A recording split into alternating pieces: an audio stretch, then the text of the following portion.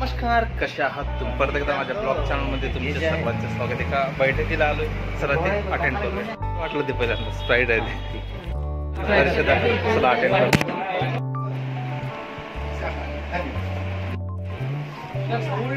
आपण एक सामाजिक कार्यकर्त्याशी बोलूया, त्यांनी ज्यांनी उपोषण केलं. सर आहेत ज्यांनी उपोषण. मला एक सांगा, तुमच्या गावचं पाणी पळवत आहे बोलतात. पाणी पळवणं म्हणजे नेमकं काय? पाणी पळवणं म्हणजे ज्या पाण्यावर आमचं सर्व अवलंबून आहे. काय अवलंबून?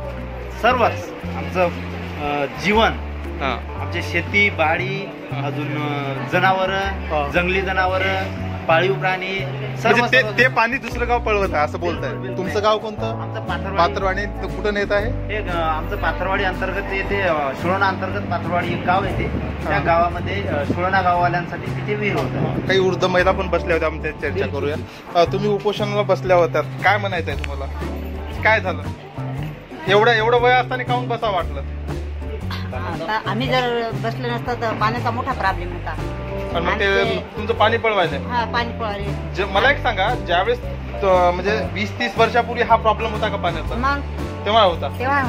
पण आता तर थोडं जास्तच आहे, कारण पाण्याची कमतरता जास्त आहे. त्याच्यामुळं असं होत आहे. तुमची ग्रामपंचायतचं म्हणणं काय? ग्रामपंचायत म्हणजे येथून पाणी सोडण्याला जे आले ते तिन्ही गावाला पाणी, पण आमच्या छोट्याशा तलावाला द्यायले ना, ते सर्वात तहान भागत नाही. मोठा तलावा सोडायले, छोट्या तलाव्यामध्ये तिने आले पाणी.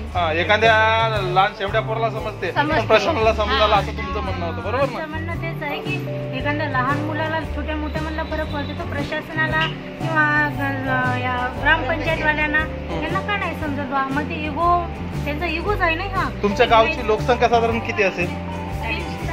350. म्हणजे असं का मोठ्या गावाला वेगळं प्राधान्य जातं आणि छोट्या गावांना वेगळं, असं तुम्हाला म्हणायचं आहे का?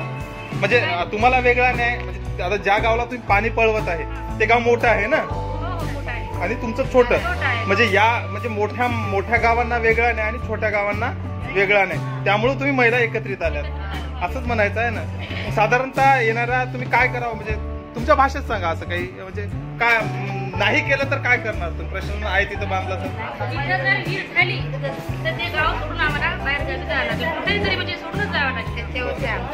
मी पहिल्यांदाच पाहतोय पाणी पळवलंय, तर तुम्हाला काही म्हणायचं आहे का?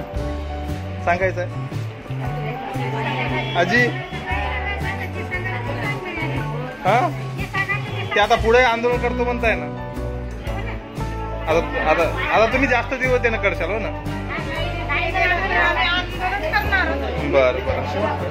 काही आदिवासी महिला, मला प्रश्न पडू लागतो का ट्रॅव्हल सोबतच ह्या गोष्टी का होतात?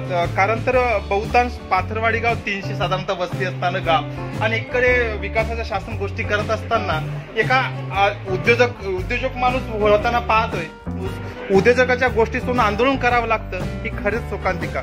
शासनाला कुठतरी इच्छा लोकप्रतिनिधीला ही कळायची गरज आहे. चला मित्र, परत भेटूया अशाच एका ब्लॉग मध्ये. धन्यवाद.